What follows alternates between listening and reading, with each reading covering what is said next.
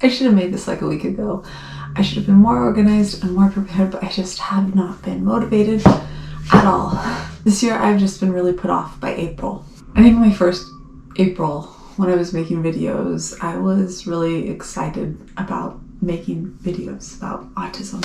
I think right now you can basically blame anything on the pandemic. It's stressful if you're trying to follow the rules. It's stressful. Let's just blame that. But I think it's more than that.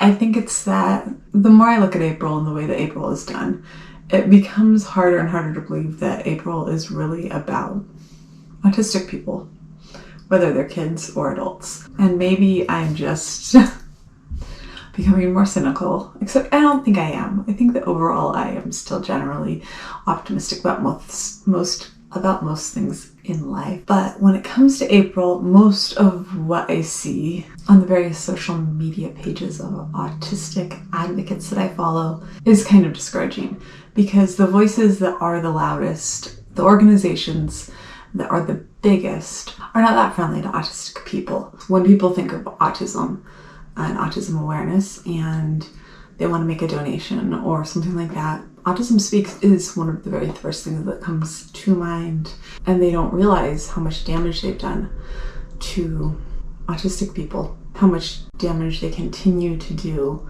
just because they've perpetuated this myth of the autistic child as broken, perpetually a child. It is so damaging. Sometimes it feels like it just goes on and on and on forever.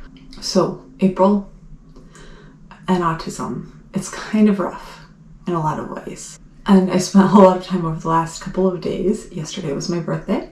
I turned 39.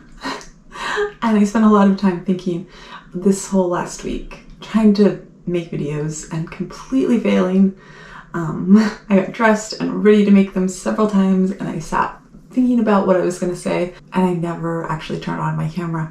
This month is just hard. You get people who are so angry about autism. So what I want to do now is, as briefly as I can, explain a few things about some of the harmful things that pop up every April. I've talked about some of these things before, but that if you have autistic friends, or if you just want to learn about what, not all, because in any group, not everybody agrees, but what when they do surveys, it'll be like in the 90 percentile of autistic people tend to like and not like. These are ones that most of us agree on. Not all. I'm sure someone will be in the comment section to tell me I'm wrong and they disagree with me, but survey after survey, thousands and sometimes tens of thousands of people over and over again will say, you know, most of us really don't like this. This time I'll start with the puzzle piece. The puzzle piece has a history that goes back a fair ways. It starts with a nonprofit in England. I always think that it starts with Autism Speaks because it's like, I'm not going to put everything on them, but it actually doesn't. With this one, it starts with a nonprofit in England, and their logo was a puzzle piece with a child crying on it. When an autism organization is using a puzzle piece, it's usually for one of two reasons. Either it's because they're searching for the missing puzzle piece that's like the cure, or it's because we are like missing a piece of ourselves, or we have something missing, and that's what the puzzle piece represents. Now, whichever of those they're using, neither one is really nice. Like if you think about that for yourself, if someone either was basically trying to cure you of who you were, like your personality, or like the way your brain functioned, or they felt like you were missing a piece of basically your personality, who you were, because of the way your brain functioned, neither of those would probably be very nice things for you to think about. And yeah, kind of how we feel too. I love puzzles. I always did puzzles with my mom and my grandpa. I do puzzles with my girls. Maggie regularly asks for puzzles. Tessie regularly tries to take the puzzles away because she likes to do puzzles too. Both girls were doing pretty big puzzles when they're pretty little. It doesn't change the fact that the puzzle as a symbol for autism is pretty hateful. Like, hey, you're missing a piece. There's no nice way to say that to somebody and not mean something negative. There just isn't. You can try to spin it however you want, but you still go back to that origin. There's a lot in the autism community, from ABA to the whole puzzle piece of like trying to ignore the origins of things, but it matters. When you have a hateful history of trying to change who someone is, and you just kind of keep bulldozing forward with that, going along down that same path without changing anything, it matters. As you probably know, Autism Speaks also uses it because boys are the ones who are autistic. Obviously not. As a family of 7, where 4 of us are girls or women who are autistic. Obviously that's not always the case, but that was how it was portrayed. And they've kind of gone right along with that and kept the whole blue, lighted up blue. Sorry, I love blue. A lot of my shirts are blue. I don't do this intentionally, but I like my Shira shirt though. So, moving on. That will bring us right up to Autism Speaks. They're a big organization. They're the most well-known, at least in the United States, autism organization. The most recent statistic I've seen is that they give less than 1% of what they bring in goes to family services. That is, actually helps families of kids who are autistic. 47% of Autism Speaks budget goes to awareness and lobbying. Then there's another 20% of that budget that goes to fundraising. Only 27% of that budget goes to research, which I guess is not actually a bad thing because their research is looking for a cure, and I guess I should just be glad that more of that money isn't going towards looking for a cure. They throw 4% under miscellaneous, and then less than 1% goes to family services. That's actual money that goes to the families of autistic kids. I'm not exactly sure what that would be under. I'm thinking that would be things like iPads, or that's probably my best guess. Its executive rates of pay are some of the highest in the autism world, in the high 6 figures, which honestly I wouldn't even complain about if they actually did something good, because I know that people need to be compensated when they're running a major organization like this. However, they don't do good.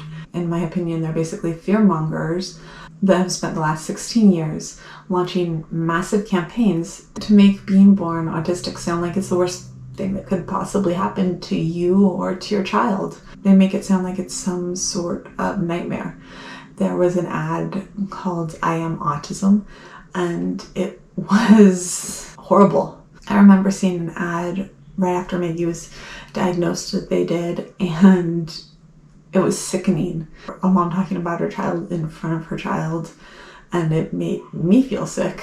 Their idea of awareness is making it sound like we need to be eliminated, like we shouldn't exist. And that's when you ask, why do so many autistic people hate Autism Speaks? It's because of that. It's because they raise a huge amount of money in the name of autism, and then they use it to spread fear about autistic people. They don't help us. They have spread hate and fear for years, and it's been incredibly damaging. Even if they stopped now, it would take such a long time to undo the damage that they've done. If they stop now. Someone who's never watched my channel before always says, oh, well, you have one type of autism and you forget that there's any other type. And if you're about to say that, then go watch my channel. Go watch another video, not one of me talking, one of my family. If you're new here, my name's Cammie. I know we're a long ways into this for me to do this little intro, but I'm autistic. So is my husband. So are all 5 of our children. I have kids who can talk and go to school and who maybe wouldn't really be able to tell are autistic, and I have a kid who doesn't talk, and a kid who uses an AAC device and talks a little sometimes. No one is asking you to give up on your child. What we're asking you to do is accept the child that you brought into this world as they are. Help that child become the person that they were meant to be, not the person who is like everyone else, but who they are. It's probably not going to be the easiest path in the world, and that's why they're going to need supportive family and friends. And you might not always understand the way they're thinking. Be there for them as much as you can. And don't try to make them into someone that they aren't, because they aren't you, they're them. If you're an autistic parent pushing the whole puzzle piece thing, maybe give it a second thought. If you think about where it came from. Again, super fan of puzzles, but I won't put them on my kids' clothes or my own clothes. The meaning behind it, like you're missing a piece of yourself. You're missing something, and your kid's not missing something. They're all there. They have everything. They're who they're supposed to be. I'm giving them all the support that they need to figure it out. Hopefully now I've gotten over my aversion to making videos. This popped up in this last week before April started. Anyways, that's it for today. If you like this video, I'd love it if you give it a thumbs up. And if you are interested in all things autism, I'd love it if you'd hit subscribe. And I'll see you tomorrow.